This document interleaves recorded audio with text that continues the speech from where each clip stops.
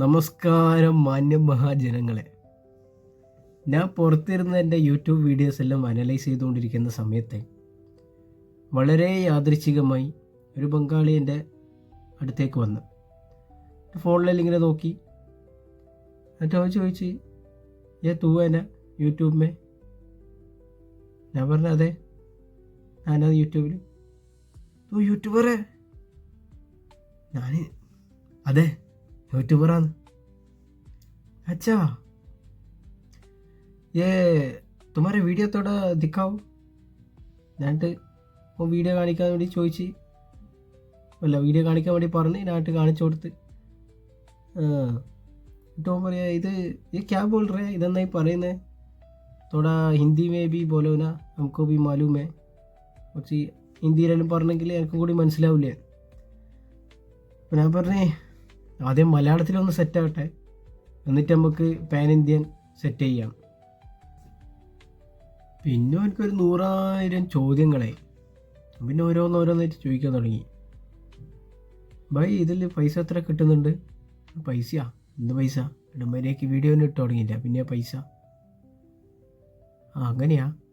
അപ്പോൾ എത്ര സബ്സ്ക്രൈബേഴ്സ് ഉണ്ട്, വ്യൂസ് എത്രയുണ്ട്? അവന് സബ്സ്ക്രൈബേഴ്സ് 50 സംതിങ് ഉണ്ട്, അങ്ങനെ പറഞ്ഞു. ഉത്തര കംതിയെ അത്രയേ ഉള്ളൂ.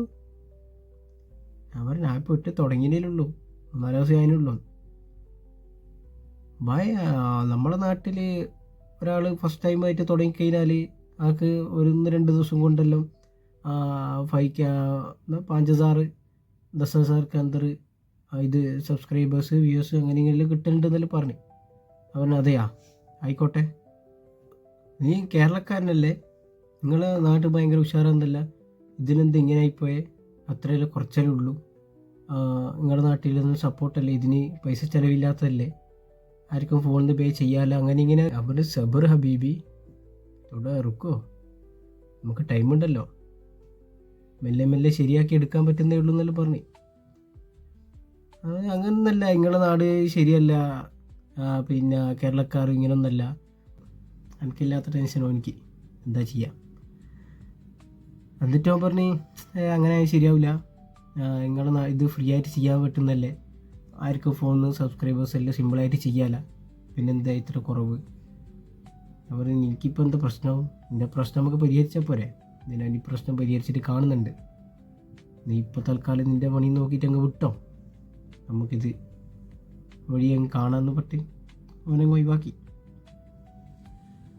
അപ്പോൾ ഇവനിത് എൻ്റെ മാത്രം, അല്ലെങ്കിൽ എന്നോട് ഒരു ഇത് കുറവാണെന്നല്ല, കുറച്ചും കൂടി ഇമ്പ്രൂവ് ചെയ്യണം, അങ്ങനത്തെ രീതിയിലാണ് സംസാരിച്ചെങ്കിൽ വിഷയമില്ലായിരുന്നു. നമുക്ക് മെല്ലെ മെല്ലെ കാര്യങ്ങളിലും ഒന്ന് സ്റ്റെപ്പ് ബൈ സ്റ്റെപ്പായിട്ട് ചെയ്തിട്ട് മനസ്സിലാക്കിയിട്ടല്ലോ നമ്മൾ കാണിച്ചു കൊടുക്കാം. പക്ഷേ ഇവൻ പറഞ്ഞത് നമ്മളെ നാട്ടുകാർ ശരിയില്ല. ഫാസ്റ്റായിട്ട് ഓനിക്കൊരു നമ്മളൊരു എന്താന്ന് ഒരു ഉയർച്ച ഓനിക്ക് ഫാസ്റ്റായിട്ട് കാണിച്ചു കൊടുക്കണം. അപ്പോൾ പറഞ്ഞു വരുന്നത്, ഇവൻ പറഞ്ഞ ഈ കാര്യം നിങ്ങളെല്ലാവരുടെയും സമ്മതത്തോടു കൂടി ഇതൊരു വെല്ലുവിളിയായി സ്വീകരിച്ചിരിക്കുകയാണ്.